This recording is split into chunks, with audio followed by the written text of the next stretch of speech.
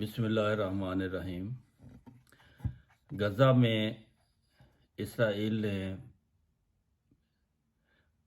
تھوڑے دنوں کی جنگ بندی کے بعد پہلے سے زیادہ شدت کے ساتھ حملے شروع کر دیے ہیں۔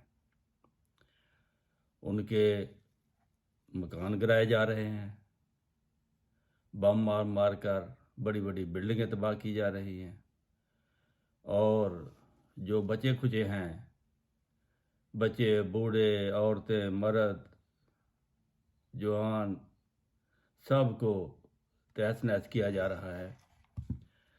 اور ظلم کی حد یہ ہے کہ پوری دنیا میں اس ظلم کے خلاف کوئی بھی نہیں ان کو روکنے والا،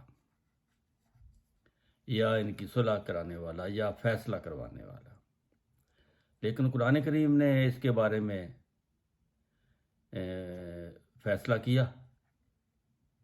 قرآن کریم میں لکھا ہوا ہے کہ یہ یہودی موسیٰ کی آخری قوم تھی، جو عیسیٰ کے وقت یہ بہت بگڑ چکے تھے، اس لیے حضرت عیسیٰ کو انہوں نے نہیں مانا۔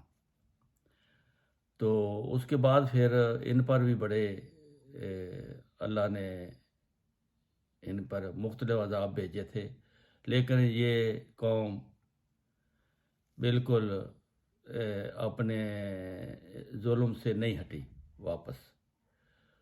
تو اللہ تعالیٰ قرآن شریف میں فرماتا ہے کہ ان کو ایک دفعہ پھر اکٹھا کیا جائے گا، یعنی پہلے جو فلسطین یہودیوں سے ایک بادشاہ نے لے لیا تھا، اس وقت پھر اللہ تعالیٰ نے کہا کہ ایک دفعہ ان کو موقع دیا جائے گا،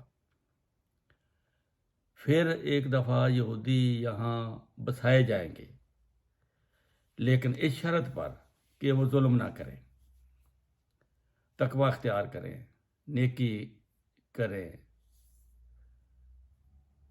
اور اگر انہوں نے تقوی اختیار نہ کیا تو پھر ان کو ایسی سزا دی جائے گی، ایسی سزا دی جائے گی کہ پھر ان کا دنیا میں کوئی ٹھکانہ نہیں ہوگا۔ اور یہاں تک لکھا ہے کہ وہ پھر پتھر اور درخت بھی بولیں گے، اگر کوئی ان کے پیچھے چھپا ہوگا تو وہ درخت یا پتھر بول کے کہے گا کہ میرے پیچھے یہودی ہے۔ تو اس طرح تنبیہ کی گئی ہے۔ لگتا ہے یہ باز آنے والے نہیں ہیں، اب وہ وقت ان کا قریب آ رہا ہے، کیونکہ اللہ تعالیٰ کی جو ذات ہے اس کے لیے اس کی ساری مخلوق جو ہے وہ ساری مخلوق کا خیال رکھنے والا ہے، چاہے کوئی اس کو مانتا ہے چاہے نہیں مانتا۔ اللہ کی رحمت اور برکت ہر جگہ ہر پاس ہے، اور یہ اس کے لیے بڑا مشکل ہے اس وقت فیصلہ کرنا کہ کیا کیا جائے ان کے ساتھ، لیکن اللہ تعالیٰ تو فیصلہ کرے گا، اور اللہ تعالیٰ وہی فیصلہ کرے گا جو قرآن کریم میں لکھا ہوا ہے، اور اس کا وقت قریب تر آ رہا ہے، کیونکہ ظلم کی انتہا ہو گئی ہے، اور دنیا خاموش تماشائی کے علاوہ اور کچھ نہیں ہے۔